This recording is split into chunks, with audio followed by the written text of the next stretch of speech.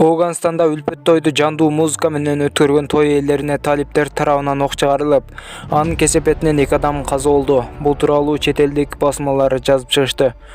Видеого лайк басып жана каналыбыздагы эң туура жазылуучуларыбыздын катарына кошулуп, подписация деген кнопканы баскандан соң жандагы коңгуроочону да баса кетиңиздер.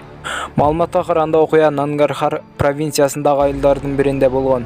Анда өздөрүн Талибан кыймылынын өкүлдөрүбүз деп тааныштырган 3 жигит үлпөт той өтүп жаткан үйгө кирип келишип, коюлган музыканы өчүрүүнү талап кылышкан. Ошондой эле ал жердегилер ок чыгарышкан. Мунун кесепетинен 2 киши октон каза таап, дагы 10 адам оор жаракат менен ооруканага жеткирилген.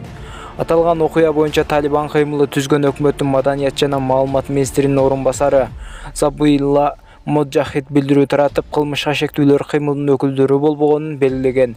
Кечеги тойдо 3 жигит Талибан кыймылынын атын жамынып, музыканы токтотууну талап кылышкан экен. Алар жеке кызыкчылыктары үчүн шарият мыйзамдарына чыккынчылык кылышкандыр деп билдирген кыймылдын өкүлү.